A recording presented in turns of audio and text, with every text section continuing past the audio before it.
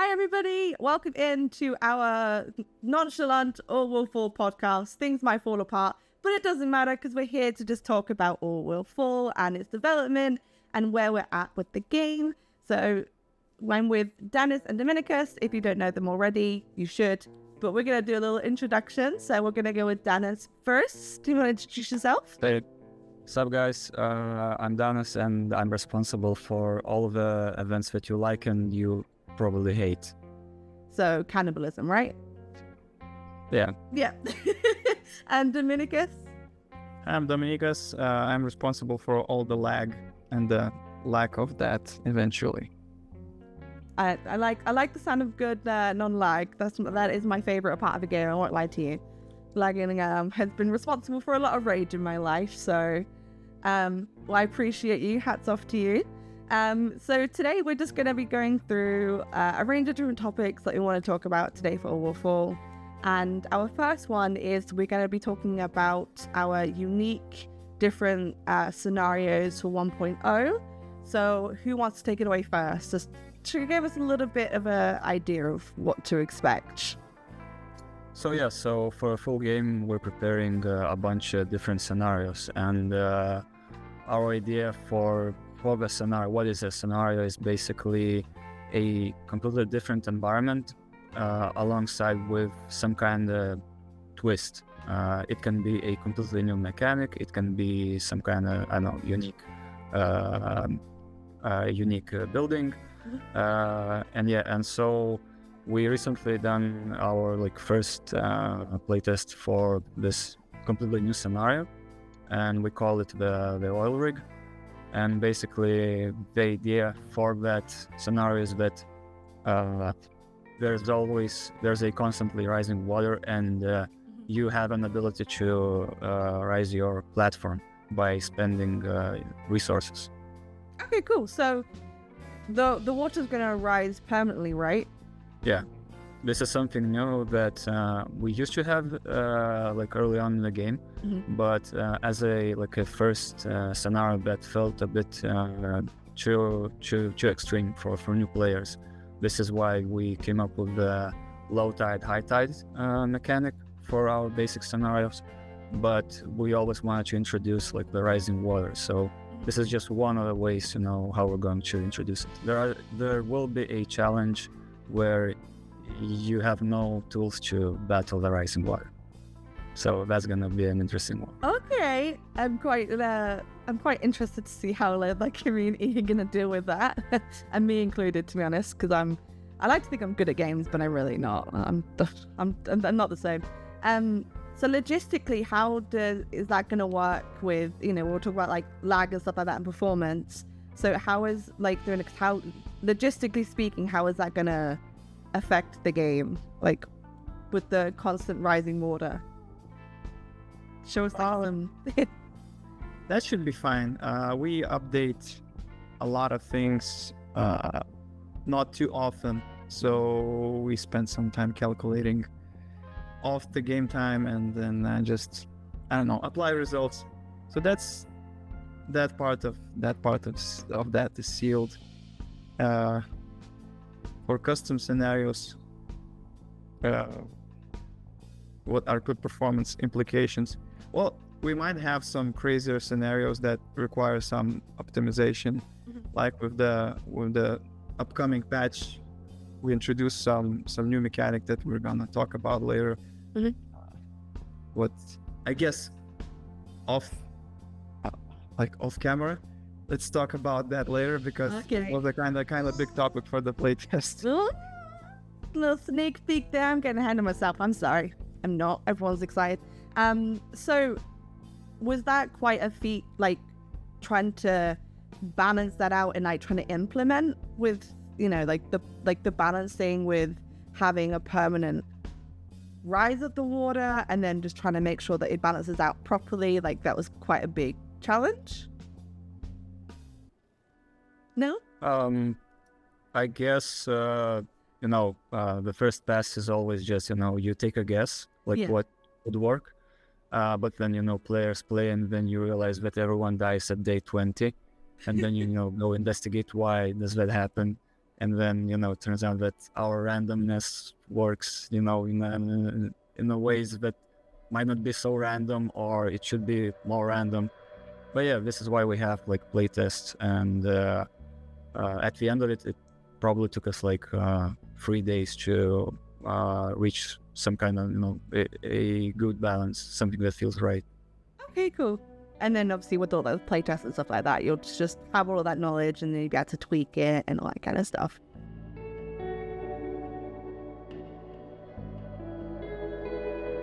Talking about the new sea level rise, so we're going to have like a new indicator with the weather meter.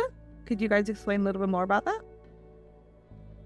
Yeah, so we implemented a water level gauge where you just you can hover the upcoming weather, and then you'll see the area that's gonna be flooded. So that helps a little bit. It shows how in normal scenario that wouldn't be a necessary addition, but once you start pushing the limits of different mechanics like rising water, and when it becomes important, more than in a like the scenario we're used to, it becomes important to give the information for the player that they need to make an informed decision and base their gameplay upon that. So noticing that we haven't ourselves noticed that our base was flooded in few hours, we added that, and we also added warnings on buildings that appear when the building is being operated by citizens and it's about to get flooded. So we're trying to give as early a warning as possible for players to react and have fun with the game. Yeah, I mean, knowing me, I probably completely ignore it, or I wouldn't notice it or realize it, and I'm like, oh my gosh, and I start freaking out and like mash that space bar to just pause everything before everything goes like completely just underwater. So I appreciate the early warning. I think everyone else will as well. So talking about the sea level rising, I like having the indicator. You're also looking at with the oil rig that it would also it'll lift itself, so you'll be able to spend resources for it to lift. Is that right? Yeah, so this is basically a unique mechanic to the oil rig, is that you can basically lift it up, and the price is tied to like the weight of all of that thing. So let's say some time passes, you expand, you build more, then that will be reflected in that price. But it doesn't end just there. There's also like a chance that something might happen while you're lifting it. Okay. So yeah, there's like a randomness. As the time goes on, we're trying to add like more and more random things, so that each time you play, it would feel a bit different. Like each playthrough will have its own unique experience. Like you won't drop on and have the same experience. Everything is going to be completely different. Yeah, because even right now, people who play a lot of our demo, they can notice that certain things they just repeat. So we want to move away from that a little bit. Yeah, and that's like fresh as that. I've seen some of the game time on the demo, and it's actually insane. Like I swear I saw like did I see 300 hours at one point? Did I dream that? It was 300. Yeah. I don't know how anyone has time, honestly. Like, I want that free time to be able to put into the overall full demo, honestly. I don't know how much time those people will spend once they will get, full game and they'll discover a sandbox mode, but we can give a topic for the end. I've got so many, like, topics I'm just adding to it, like, different scenarios I'm just playing in my head. So I just think a lot of people are going to be, if I make this excited, we got people with 300 hours, like, I can't even imagine what they're going to be feeling like after this. So in terms of, we're talking about all the Aura building and the buildings in general and how much it costs, is there anything that you can give us a teaser of with, like, new buildings, like new unique buildings? Can you give us anything? There's not a spoiler, but a little teaser. I was just waiting for Dominikas. Maybe. Oh man, We're all you're just the like, guy. do we You're want the to tease? building Do guy. we not? Yeah, that's yeah. So we also wanted to have something like a unique building for those scenarios. So not even the map is going to be unique, but as well there's going to be like a unique building with its own some mechanic. I guess most people can figure out what that will be on an oil rig, but yeah, this is something that help players once they reach certain size of their city, and they can keep up with the price. So this is gonna be just that like an additional helper and a tool that we can use. Okay. Awesome. And that's our plan in general for other scenarios, to have something that doesn't exist in other maps. Yeah, these kind of unique buildings help us to stretch the mechanical distinction between scenarios even further. So oil rig is being based on producing enough oil, so the building is there to mess things up that wouldn't be possible in the regular playthrough, but also that would be imbalanced in regular playthrough. So there's gonna be different other scenarios that have their own buildings that kind of stretch things away, allows us to make a twist without breaking the base game by having those buildings by default.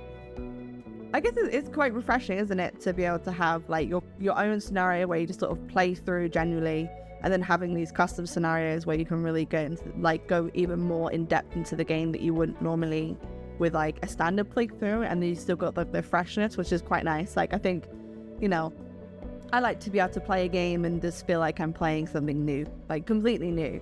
So the fact that you're able to do that with just one game is pretty awesome. Pretty awesome. And then be creative as well. So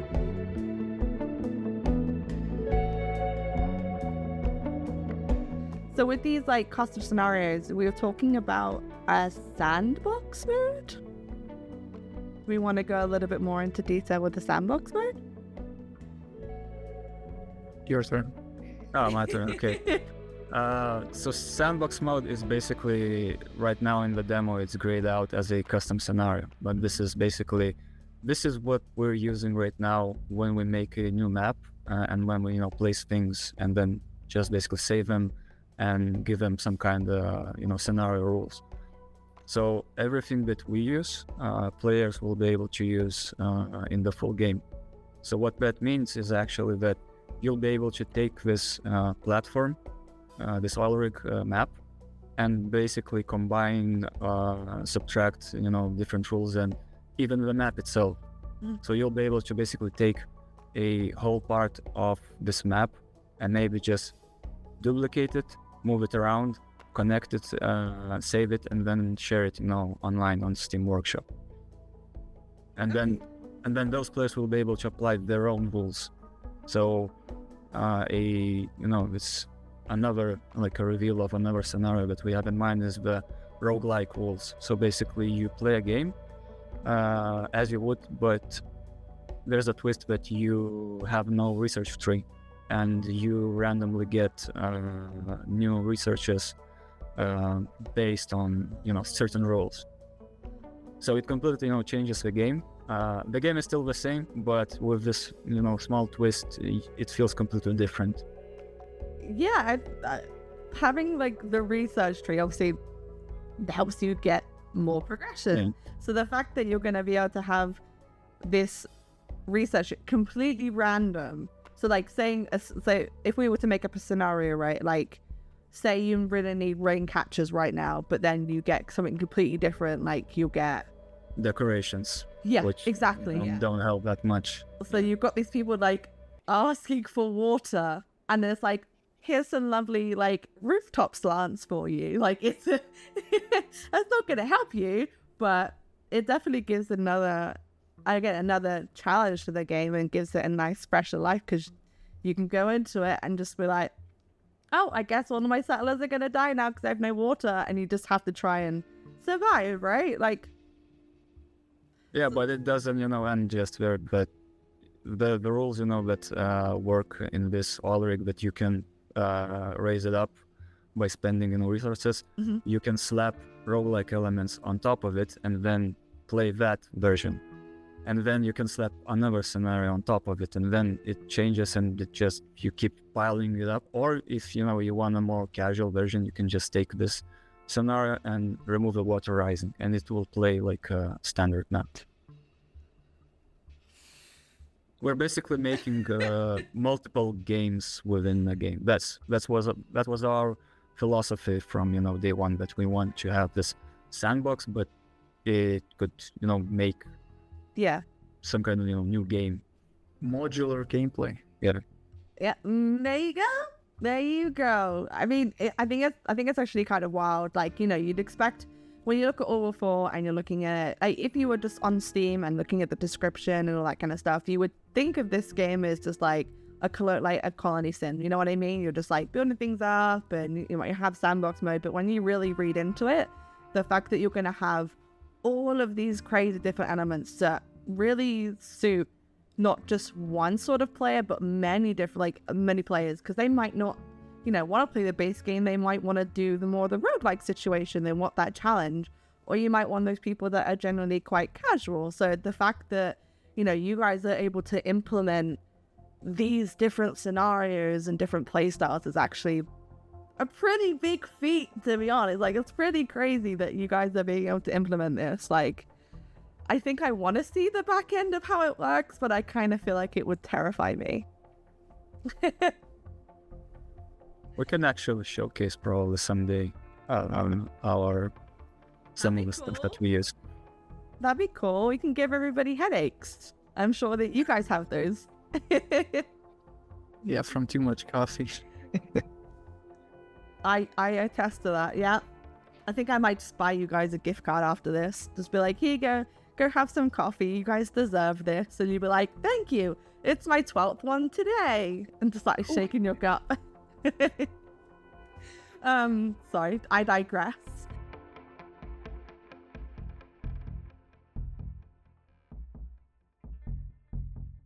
So now we've talked about the maps, like all the scenarios and everything like that. The one other thing that we have to talk about is the photo mode.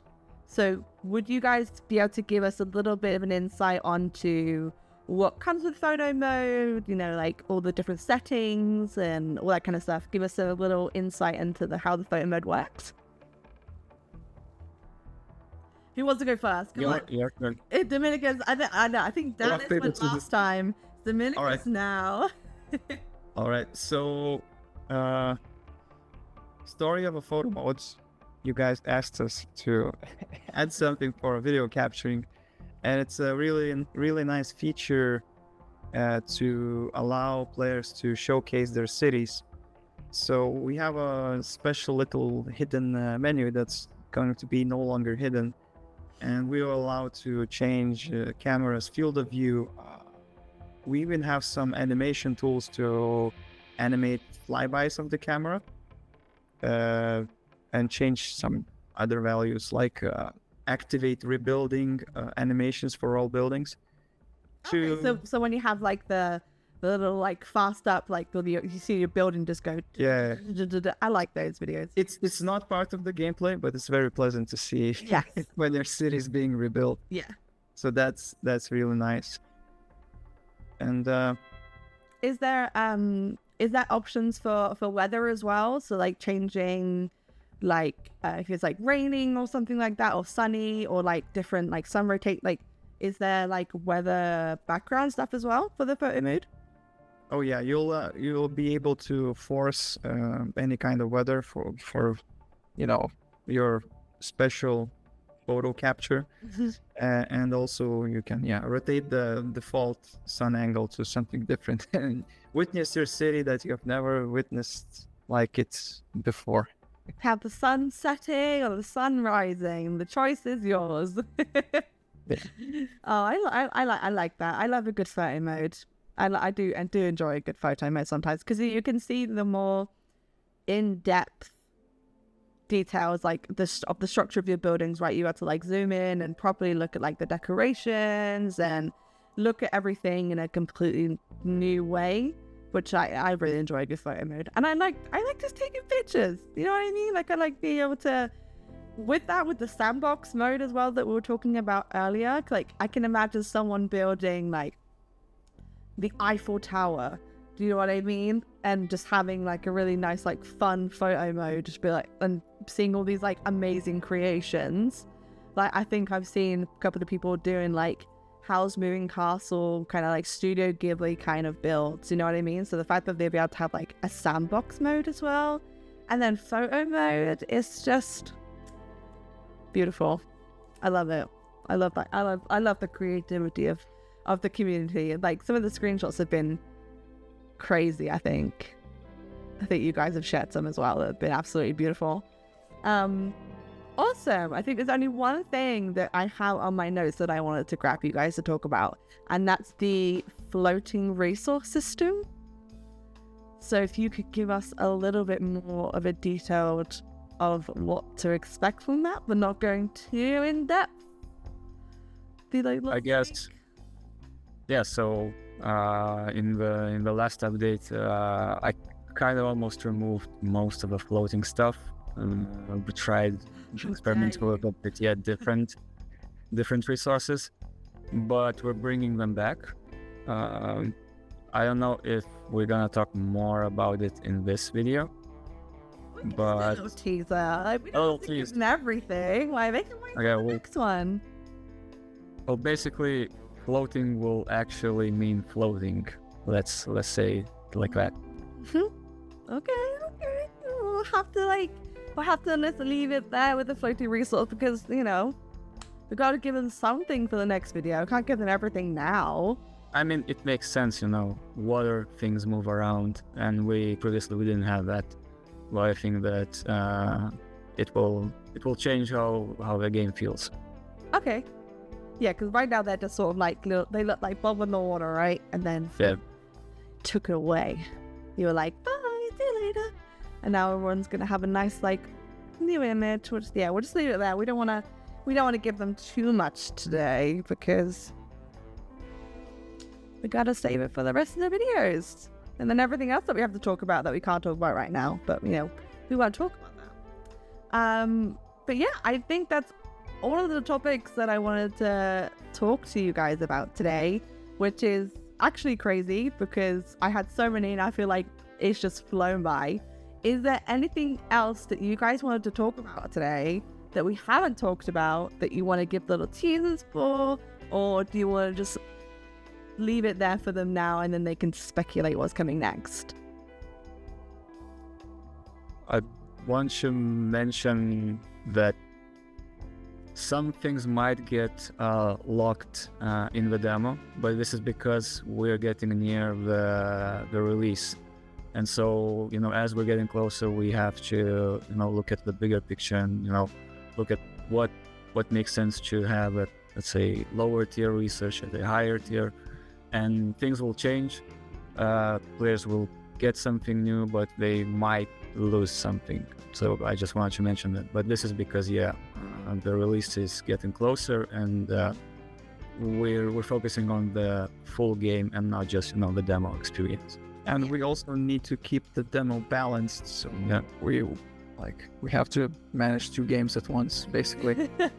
Yeah, it's a hefty demo as well. Like we were saying, that some people have put in hours and hours into their demo. So the fact that a lot of demos you can only really get like 20 minutes in. You know what I mean? You never get the replayability and like the absolute massive amount of game that you guys have added to the demo.